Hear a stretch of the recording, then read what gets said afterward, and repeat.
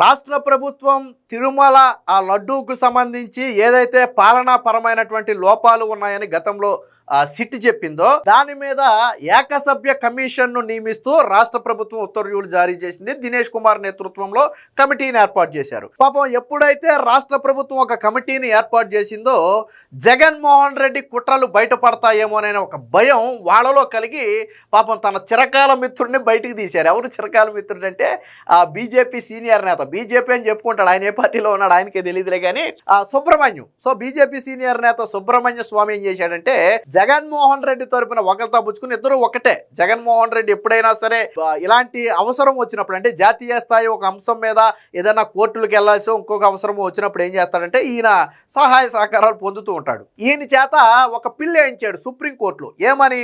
రాష్ట్ర ప్రభుత్వం అన్యాయంగా ఒక ఇది కమిటీని ఏర్పాటు చేసింది, కమిషన్ ఏర్పాటు చేసింది. ఆల్రెడీ సిట్టు విచారణ జరుపుతున్నప్పుడు ఇంకా కమిషన్ ఎందుకు? ఈ కమిషన్ ఏర్పాటు చేయడం వల్ల సిట్టు విచారణ మీద ప్రభావం పడుతుందని చెప్పి ఒక పిటిషన్ వేసి అర్జెంటుగా ఈ కమిషన్ అడ్డుకోవాలని చెప్పి పిటిషన్ వేస్తే సుప్రీంకోర్టు ప్రధాన న్యాయమూర్తి బెంచ్కే ఇది వెళ్ళింది. మళ్ళాళ్ళకేళ్ళకి కాదు, సుప్రీంకోర్టు ప్రధాన న్యాయమూర్తి బెంచ్కే వెళ్తే ఆయన పాపం మొత్తం పరిశీలించాడు. పరిశీలించిన తర్వాత ఇండైరెక్ట్గా వాళ్ళు కమిషన్ వేసుకుంటే మీకు వచ్చిన నొప్పేంటి? మీరు చెప్పిన దానికి ఏమీ ఆధారాలు కనపడలేదు కదా. సిట్ అనేది కేవలం కుట్ర కోణాన్ని మాత్రమే వెలికి తీస్తుంది. బట్ పాలనాపరమైన అంశాలు అనేవి రాష్ట్ర పరిధిలోని అంశమే. సో దాని మీద వాడు ఒక కమిషన్ ఏర్పాటు చేసుకుని అందులో లోపాలను గుర్తించడం తప్పు కాదు. వాస్తవానికి ఆ లోపాల వల్లే ఇక్కడ కుట్ర జరగడానికి అవకాశం ఏర్పడింది. సో ఆ లోపాలను సరిచేసుకోవడం కోసం ఏం జరిగిందనేది కమిషన్ గుర్తించవచ్చు. అది రాష్ట్ర ప్రభుత్వం ఇష్టం. సో మధ్యలో మీకేంటని చెప్పి చిన్నగా మొట్టికాయలు వేసిందనమాట. అంటే ఒక రకంగా ఏంటంటే ఈ విషయంలో మేము జోక్యం చేసుకోలేము అని వేసిన పిటిషన్ను కొట్టివేస్తూ తీర్పిచ్చి అటు సిట్టు ఇటు ఏకసభ్య కమిషన్ రెండు కూడా ఈ టీటీడీ కల్తీ లడ్డు వ్యవహారానికి సంబంధించి విచారణ జరపవచ్చు. ఆ నిబంధనలకు లోబడి ఇరువురు కూడా విచారణ జరపవచ్చు. దానికి ఎటువంటి అభ్యంతరం లేదు.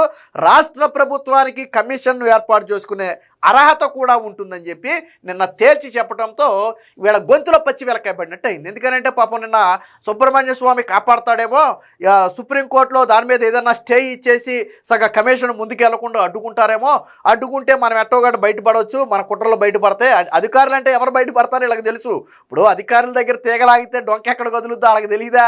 వాళ్ళకి తెలుసు. నాయకుల దగ్గర డొంక కదులుద్ది.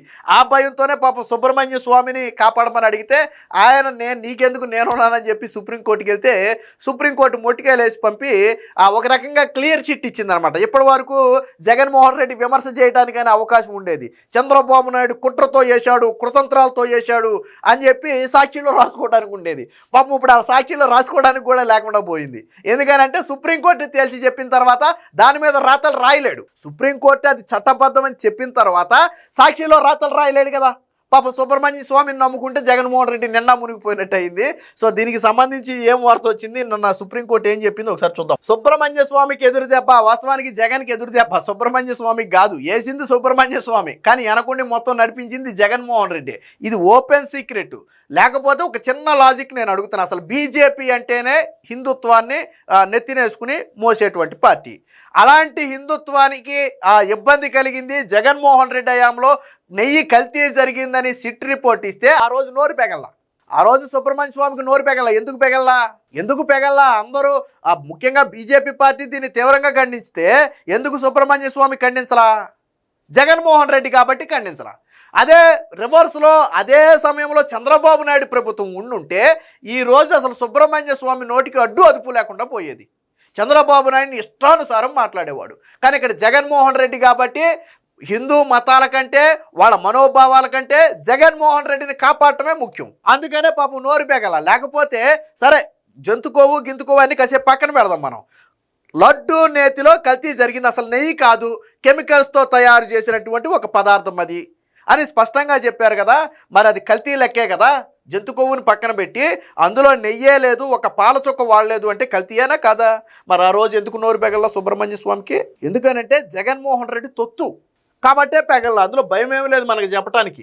ఏకసభ్య కమిటీపై పిటిషన్ కొట్టివేసిన సుప్రీం నేర విచారణ, బాధ్యుల నిర్ధారణ వేరు అంశాలు.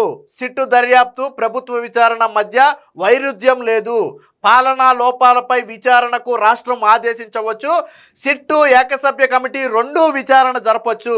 పిటిషనర్ లేవనెత్తిన అభ్యంతరాలకు ఆధారం లేదు. కమిటీపై స్టే ఇచ్చేందుకు సిజేఐ బెంచ్ నిరాకరణ. సో నేను చెప్పా కదా, చీఫ్ జస్టిస్ బెంచ్కే ఇది వెళ్ళింది. సో పిటిషనర్, నేను చెప్పా కదా, రాజకీయ ఆరోపణలు కోర్టులో కుదరదు.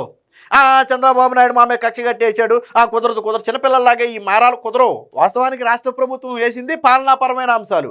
ట్విస్ట్ ఏంటంటే పాలనాపరమైన లోపాలు జగన్మోహన్ రెడ్డి సీఎంగా ఉండగా జరిగాయి. ఇది ఎక్కడ జగన్ మెడకు చుట్టుకుంటుందో, ఎక్కడ పాలనల దగ్గర లాగితే రాజకీయ నాయకుల దగ్గర ఆగుద్దో అని ఇలా భయం. అందుకనే దీన్ని అడ్డుకోవాలంది. మొన్న సాక్షిలో మర్చిపోయా, నేను సాక్షి పేపర్ తెద్దాం అనుకుని మర్చిపోయి ఈ వీడియో టయానికి. మొన్న సాక్షిలో ఏం రాశాడు, సాక్షిలో పేపర్ క్లిప్ ఉందో ఏమో చూడాలి ఒకసారి. ఏం రాశాడంటే ఏదో సుప్రీంకోర్టు తీర్పునే ధిక్కరిస్తున్న చంద్రబాబు నాయుడు, ఆ స్టైల్లో ఏదో ఒక వార్త రాశాడు. అంటే కమిటీని నియమించాలి అని వీళ్ళు ఎప్పుడైతే క్యాబినెట్ మీటింగ్లో మాట్లాడుకున్నారో దీని మీద, అప్పుడు సాక్షిలో మన్నాడే రాసిన వార్త ఏంటంటే సుప్రీంకోర్టును తీర్పుని ధిక్కరిస్తున్న చంద్రబాబు నాయుడు, సిబిఐ అధికారాలను ధిక్కరిస్తున్న చంద్రబాబు నాయుడు, ఈ టైప్ ఏదో వార్త రాశాడు. సో ఆ వార్తలన్నీ పటాపంచలు అయిపోయాయి. ఎందుకంటే సుప్రీంకోర్టు తీర్పుని ధిక్కరించలా, సుప్రీంకోర్టే కమిషన్ ఏర్పాటు చేసుకోవచ్చు అని చెప్పింది. సుప్రీంకోర్టే చెప్పింది. మరి ఆ రోజు సాక్షిలో ఎంత నీచమైన కథనాలు రాశాడు చూస్తాను నేను. ఒకసారి ఆ పేపర్ క్లిప్ కనపడితే మీకు ఒకసారి చూపిస్తాను నేను ఏమి రాశాడో. సో ఇది, సో ఇక్కడ క్లియర్గా రాశారు. ఇక్కడ ఏం చెప్పాడు చూడండి. తిరుమల కల్తీ నెయ్యి కేసులో సుప్రీంకోర్టు ఏర్పాటు చేసిన సిబిఐ సిట్ ఇచ్చిన నివేదిక ఆధారంగా పాలనాపరమైన చర్యలు తీసుకునేందుకు గాను చంద్రబాబు ప్రభుత్వం నియమించిన ఏకసభ్య కమిటీకి సుప్రీంకోర్టు గ్రీన్ సిగ్నల్ ఇచ్చింది. ఏకసభ్య కమిటీ విచారణపై జోక్యం చేసుకోవడానికి నిరాకరించింది. దీనిపై బీజేపీ సీనియర్ నేత సుబ్రహ్మణ్య స్వామి దాఖలు చేసిన పిటిషన్ తోసిపుచ్చింది. సిట్ దర్యాప్తు, ప్రభుత్వ విచారణల మధ్య వైరుధ్యం లేదని ప్రధాన న్యాయమూర్తి జస్టిస్ సూర్యకాంత్ నేతృత్వంలోని ధర్మాసనం స్పష్టం చేసింది. సిట్ దర్యాప్తు పూర్తయిన నేపథ్యంలో ఏపీ ప్రభుత్వం చేపట్టిన పాలనాపరమైన అంశాలపై ఎటువంటి అభ్యంతరం లేదని తెలిపింది.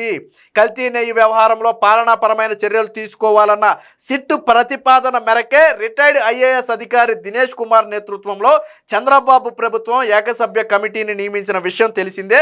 సో ఇక్కడ నిన్న సుప్రీంకోర్టు ఏం మాట్లాడిందో ఒకసారి చూద్దాం. సిట్టు బృందం విచారణ పూర్తి చేసి ఛార్జ్షీట్తో పాటు సప్లిమెంటరీ ఛార్జ్షీట్ కూడా దాఖలు చేసింది. క్రిమినల్ విచారణ దాని పరిధిలోని అంశం అయితే పాలనాపరమైన లోపాలు, నిర్లక్ష్యం లేదా క్రిమినల్ నిర్లక్ష్యానికి అవకాశం ఉండొచ్చు కదా, దానిని మనం ఎలా తోసిపుచ్చగలం? అయితే ఇవన్నీ ప్రభుత్వ యంత్రాంగం పరిధిలోకి వచ్చే అంశాలు. ఈ క్రమంలోనే రాష్ట్ర ప్రభుత్వం ఏకసభ్య కమిటీని నియమించింది. పాలనాపరమైన లోపాలు ఎక్కడ జరిగాయి, బాధ్యులు ఎవరు, పర్యవసానాలు ఏమిటి వంటి అనేక అంశాలను తేల్చడానికే కమిటీని నియమించినట్లుగా తెలుస్తుంది.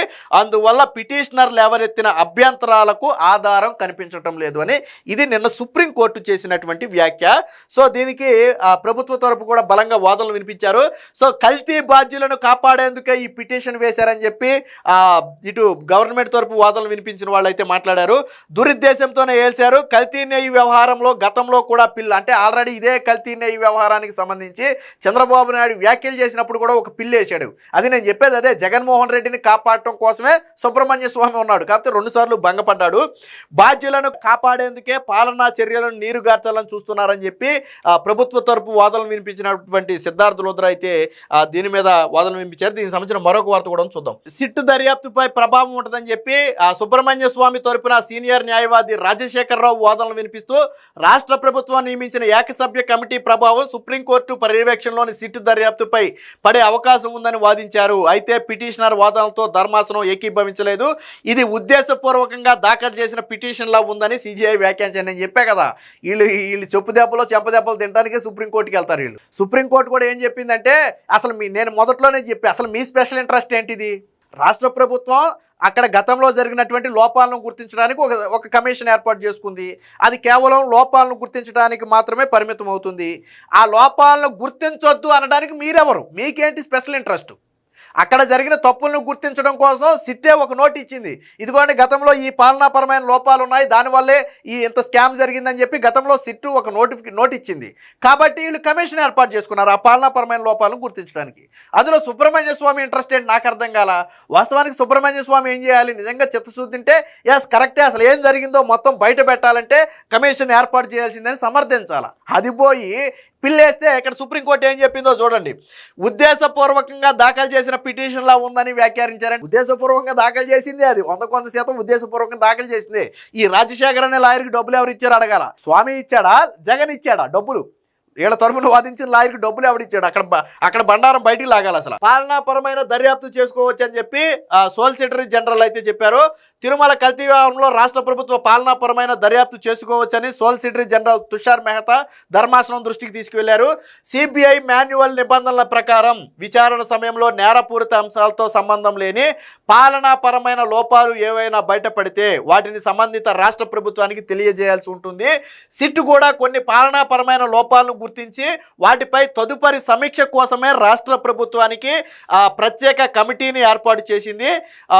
సిట్ కేవలం నేరపూరిత కోణంలో దర్యాప్తు చేసింది. ప్రభుత్వం నియమించిన కమిటీ మాత్రం పాలనాపరమైన అంశాలను మాత్రమే పరిశీలిస్తుంది. సిట్ విచారణ సమయంలో పాలనాపరమైన అంశాలపై రాష్ట్ర ప్రభుత్వ కమిటీతో దర్యాప్తు చేయించుకోవచ్చు. అందులో ఎటువంటి అభ్యంతరం లేదని చెబితే రాష్ట్ర ప్రభుత్వం తరపున సిద్ధార్థ్ లూథ్రా, అలాగే ముఖ్యమంత్రి తరపునేమో ముకుల్ రోహత్గి ముగ్గురు కూడా వాదనలు అయితే వినిపించారు. సో అంతిమంగా వీళ్ళ వాదనతో ఏకీభవించినటువంటి ధర్మాసనం ఏం చెప్పిందంటే అటు సిట్ విచారణ సాగుతుంది, ఇటు కమిషన్ విచారణ సాగుతుంది. సో రెండిటికి ఎటువంటి ఇబ్బంది లేదు. ఈ కమిషన్ పాలనాపరమైన అంశాలు అనేవి పూర్తిగా రాష్ట్ర పరిధిలోని అంశం ఇది. సో విషయంలో మేము జోక్యం చేసుకోలేము. మీరు రాజకీయ దురుద్దేశంతో వేసిన పిటిషన్లా ఇది కనపడుతుంది కాబట్టి మేము ఈ విషయంలో జోక్యం చేసుకోలేమని చెప్పి పిటిషన్ను డిస్మిస్ చేస్తూ నిన్న తీర్పు అయితే ఇచ్చింది. దీనివల్ల జగన్కే దెబ్బ తగిలింది. నేను మళ్ళీ చెప్తున్నా, జగన్మోహన్ రెడ్డి ఏదో ఆశించి వెళ్ళి భంగపడ్డాడు. గతంలో రాశాడు, మరి అది ఉందో లేదో మొత్తానికి ఉంటే నేను ఒకసారి మీకు ఆ పేపర్ క్లిప్ కూడా చూపిస్తాను, సాక్షిలో ఎలా రాశాడు అనేది. ఏది ఏమైనా మొత్తంగా నిన్న సుప్రీంకోర్టులో చెంపదెబ్బలు చొప్పు దెబ్బలు రెండూ కూడా మీరు జగన్ కనుకోండి, లేకపోతే ఆ స్వామి కనుకోండి, సుబ్రహ్మణ్య స్వామి కనుకోండి, ఎవరికైనా అనుకోండి, కానీ వాళ్ళిద్దరికీ మాత్రం బలంగా తగిలాయి అనటంలో ఎటువంటి సందేహం లేదు.